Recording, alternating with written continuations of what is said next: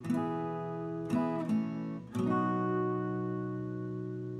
everybody, you just tuned into Random Radio. Welcome to another episode of Just Ask, the podcast where you ask the questions and we give you the answers. Now, I'm your host, Nicholas John Random, and we are once again live at the Stimulus Cafe and Coffee House in Durango, Colorado.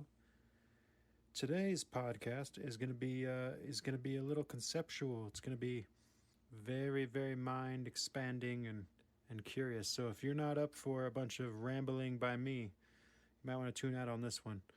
It's going to be very cerebral, this podcast. Our question today comes from Jasmine. Jasmine is a little curious about life, and she's been watching a lot of YouTube videos and listening to things all about near-death experiences and reincarnation and the spiritual journey in life, and she wants to know what we think about the subject. So that's what we're going to do today, guys. We're going to talk a little bit about the life of the spirit, the possibility of reincarnation, and what happens to you when you die. Where does your spirit go? What's the deal with the soul in general?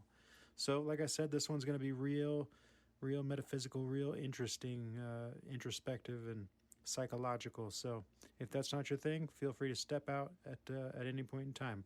Once again, I'm going to say the same thing I usually say at the beginning of these podcasts, which is everything I'm about to say is based 100% on my opinion. This podcast especially is just based on my opinion. It's based off of the things I've learned over the years. I've studied a lot of religion. I've read a lot of religious texts, and I've lived my life. So, without further ado, let's get this started. So, where do we start? This is a tricky one. The spirit, life in general. Where do we start with life? So, when it comes to life and death and is there an afterlife when we die? Do we go to some, beautiful kingdom in the sky with golden towers and a godlike figure and anything we could ever imagine, or the reverse? If we've done bad, do we go to a hell? Does hell exist? That kind of thing. Or are we reincarnated? Do we keep our soul and become a new body? Do we show up as a young little baby or some animal out there? What do we do? Where does this go? These are questions literally that have these. This is the question. This podcast is called Just Ask because it's all about answering the questions of the universe. But this is the question, and the answer isn't 42, like in Hitchhiker's Guide to the Galaxy. This is an interesting one. The entire pursuit of most people's lives are ultimately about this question: what is going on in the universe? What the heck is going on out there? And what are we doing all this for? A lot of religions will tell you that you're doing it it's kind of a test. This is your test ground. You do good and you get rewarded by having an afterlife. Or you do bad and you get punished and you go spend eternity in some terrible place like hell. I don't believe any of that. I have studied so many religions. I could tell you the truth about what I believe about God, but you'd probably get pissed off at me. Well, screw it. I'll go ahead and tell you. I believe in one and two scenarios when it comes to God. I believe either God is not real. There is no God. Doesn't exist. It's just something that's it's an easy answer for people when they're wondering why their children die or why things bad happen in the universe, and they want something to explain that for them. So either there is no God whatsoever, or there is some sort of creature out there in the universe that is maybe close to omniscient, very old. But if there is, that's not God, and he doesn't care about you. He, she, whatever it is, doesn't care about you in any way, shape, or form. It's just really old, and it's been there a long time, and that's it. It's just a really old, complicated alien who, may create life from time to time, but doesn't give a crap about you. Never has, never will. It's one of the two. Because if you've seen the horrible atrocities that I've seen in my life committed, then there is no God. That's the reality of the situation. There is no justification for some of the horrible things that I have seen in the universe. None whatsoever. When it comes down to it, people deserve happiness. And the fact that some people don't get happiness, even if they are good people and wonderful people, it's stone cold proof that there is no God. Why would God? What is the purpose of any of that situation? There isn't one. I'm a logical, scientific man, and there is no purpose to any of that nonsense. So either there is no God, or there's some really old creature out there who may have possibly created us, but he doesn't give a goddamn about you, and he never will. It's funny that I use the word goddamn while talking about God. Getting out of that subject, let's just move along right there. So spirits. What is the soul? The soul is a tricky one to put down into words. In the words of the great Dr. Manhattan, a living body and a dead body have the same number of molecules. Scientifically, there is no difference. But a dead body doesn't appear to have a soul, or doesn't appear to have a spirit. Spirit is the better term because, spirit insinuates some sort of action. A dead body doesn't move, it doesn't breathe, it doesn't live. But a live body does. Now they have the same number of molecules, which means that thing is not a measurable. Whatever your soul is, whatever your life force is, doesn't have a measurable weight to it. But I do believe it's there, the life force. Now, reincarnation. What's the deal with reincarnation? Well, reincarnation is an idea it's been around a while, but it's prevalent in Hinduism. It came around a little bit before Buddhism, around the time of Jainism, but there are different kinds of reincarnation as well. There's the kind of reincarnation that some people believe in, like the Druze believe that reincarnation is a total thing, but it's just for humans. In other words, humans can only reincarnate into other humans. Animals can only reincarnate into other animals. There's no moving around. In Hinduism, it has to do with karma. So this your body recycles constantly. There's no beginning and there's no end. To the soul. The soul has no beginning and the soul has no end. Your body dies, but your soul keeps going on, and it goes into new bodies based on your karma. If you've done good things, then you go into higher beings. If you've done bad things, you go into lower beings like animals and bugs and things like that.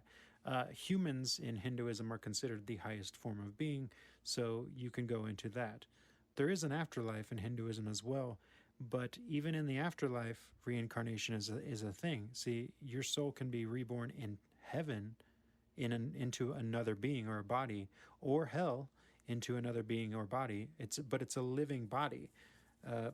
This is a concept that's very, very different from Christianity, for instance. Whenever you die, you leave your body and your soul goes to heaven or hell, but you're not in a body anymore. You're just in heaven or hell, and you will stay there for all eternity. It's not like that in Hinduism.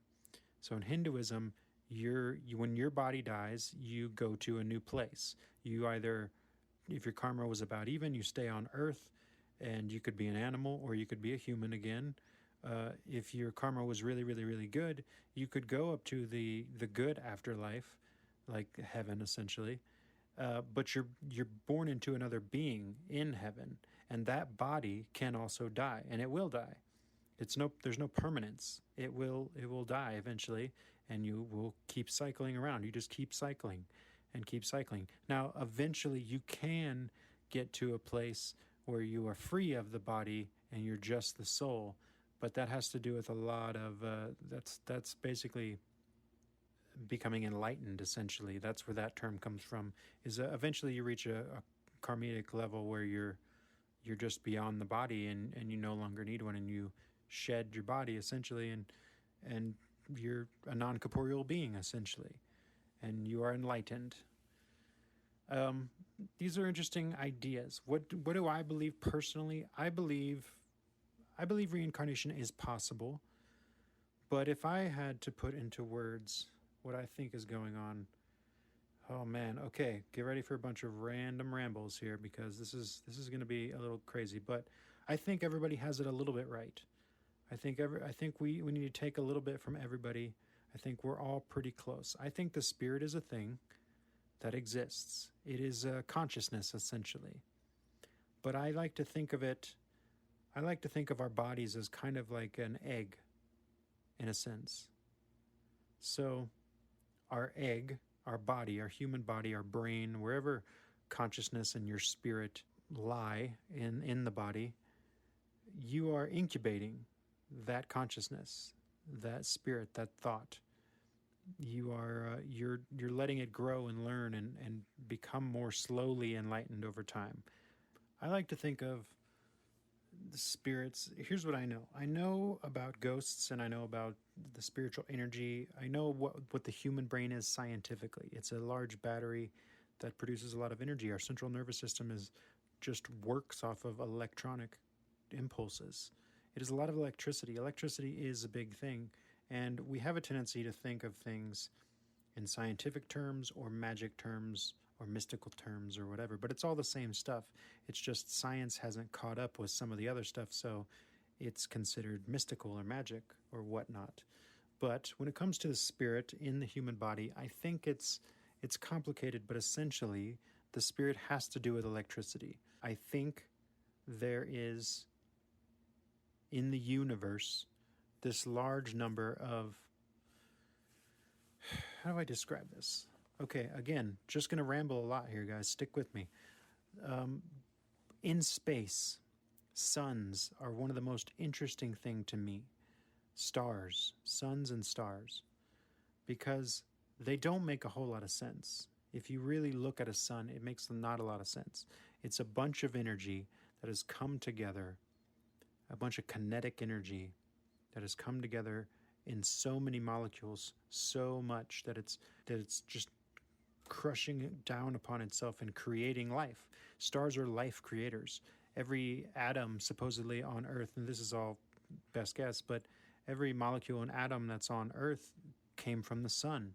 It was created in the sun. It exploded, because that's what the sun does, is it jams and jams and jams and jams and jams all this energy together where the center of it's creating molecules and atoms, and they spew out in these giant jets and eddies, and that's how you get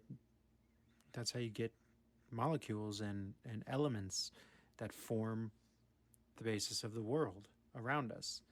Well, that's really strange. It's a really strange concept for these things to just randomly exist, suns. So I personally have always had this interesting theory, which is, what if suns are the end game? Or the reset button for souls? Now, again, this is a little crazy and random, but just stick with me here, okay? So what I mean by that is, there's all this energy out there. Energy in the form of souls, spirits, non-corporeal beings. Whenever people talk about near-death experiences a lot, I even have friends who've had near-death experiences, and they talk about dying, and they were no longer in their body, and they're this non-corporeal being that is floating around, and it goes out into space. But it's then talking and communicating, not verbally, but communicating with these other non-corporeal beings. And they're having these conversations, and they're basically like, well, you can stay, sure, absolutely, or you can go back down. You didn't do this, and remember, you really like that thing down there. Why don't you go back down, give it another shot, and be a human again? Essentially or just finish your life, go back down. Now, there are a million different versions of these experiences in near-death, in DEs, near-death experiences. Usually, if the person is religious, their brain amalgamates it to a religious experience. They go up to heaven and they're talking to their relatives, and they're like, you're not done yet.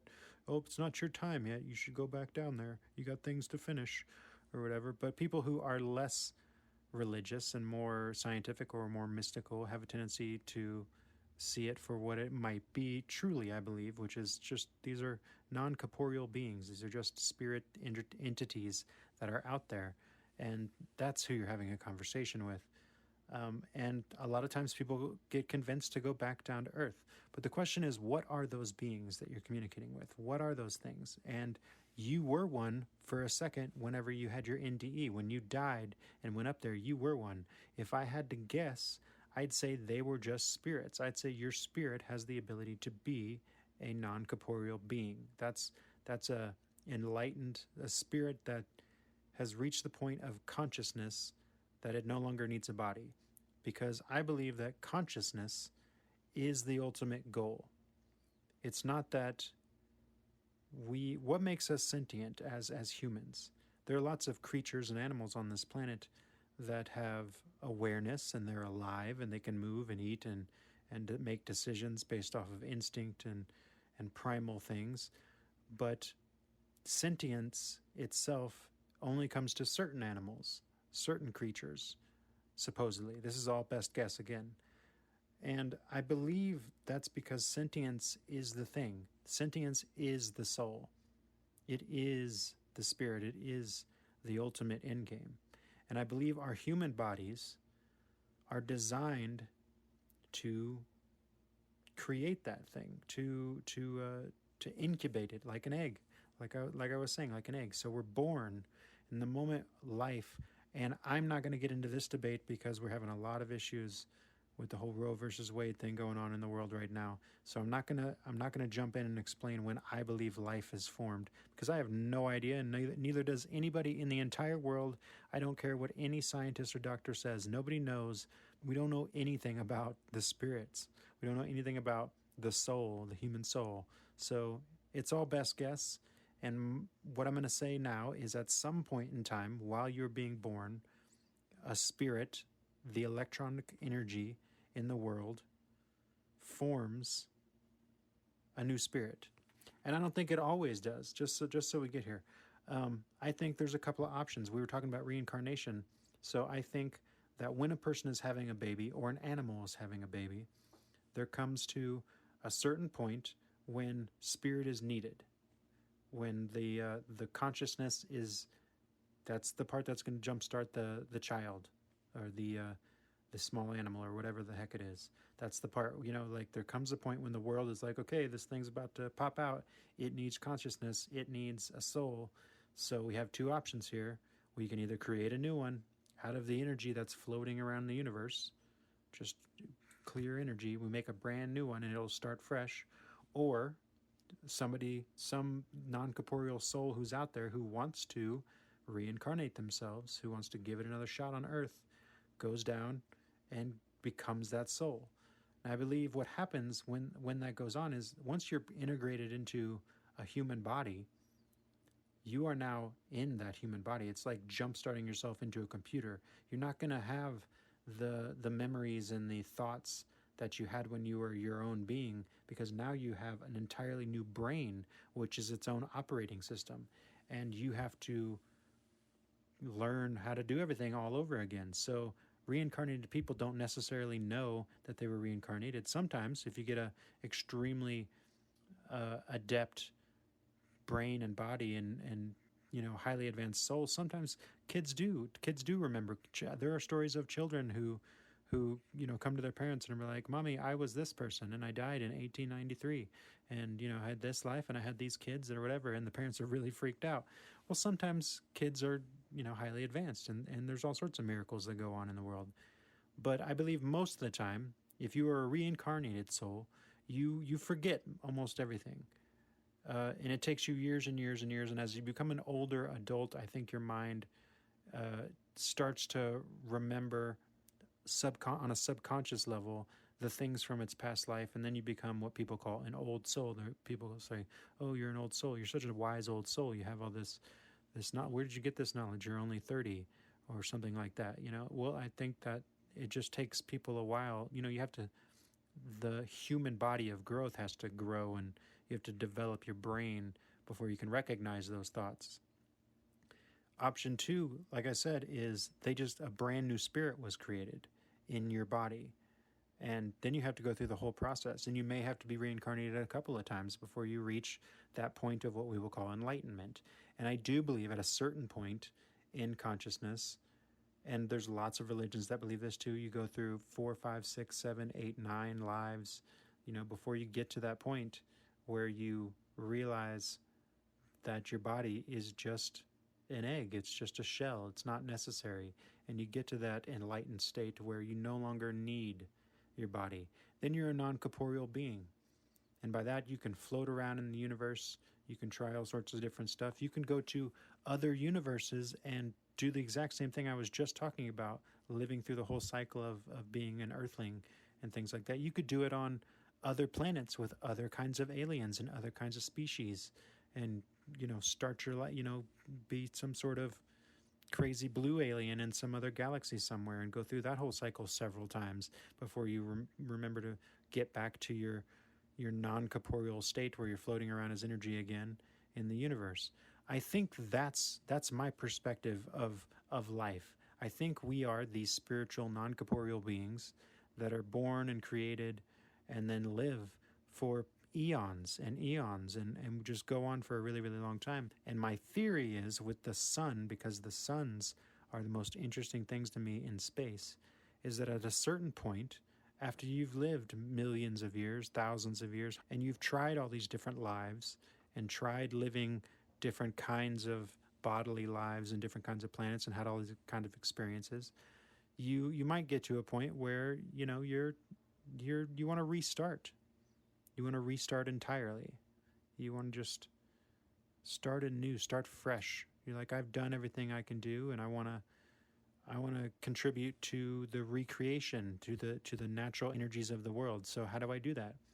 My theory is that whenever enough non-corporeal beings get to that point where they want to restart, they form a sun. I think that's what suns are. That energy is spirits. I think suns are these crazy fiery balls of spiritual energy, of non-corporeal beings that have just thousands and thousands and thousands of these things that have just come together, smashed together until they rip apart their molecules, their energy molecules, and form new elements and seed the world, essentially. And they become part of these new universes, and those little essences are what form new spirits. So the energy is, there's never a loss. It just keeps cycling and keeps cycling and keeps cycling. But at a certain point, the consciousness can be broken down via the sun. It's a way for them to create themselves anew. Just rip their bodies apart essentially and form the new world and seed the new consciousnesses of whatever planets happen to grow life around the universe. That's my theory. Now, it's totally crazy and totally wacky, but there it is. That's what I believe. I think reincarnation is a thing. I think it's just really complicated and part of the experience of life until you get to the point where you're ready to not be a body anymore, and you're ready to just be a soul. And it probably takes a few times, but I think it's there. I think that's a thing. That's all I've got to say on this subject. Now, I know this is a weird one. It's not particularly long, and it's very introspective and my personal thoughts on the matter, but we can definitely go farther into it. Like I said, I've studied a lot of religion, and I've read more religious texts than most people you've ever met. So if you want to go into specific details about certain religions and what they believe, I would be happy to do that at some point in time. If you ask me a direct question about Hinduism or Islam or Judaism or Christianity or whatever you want, I'd be happy to go into it. But that's all I've got on that particular subject. What I think the spiritual body does and reincarnation. I've been your host, Nicholas John Random. If you'd like to ask me a question, send me a question to random@cafestimulus.com. Click that like button, that subscribe button down there if you like our podcast. We have been live here at Stimulus Cafe and Coffee House in Durango, Colorado. Thank you for joining us tonight, and we will see you on the next episode of Just Ask.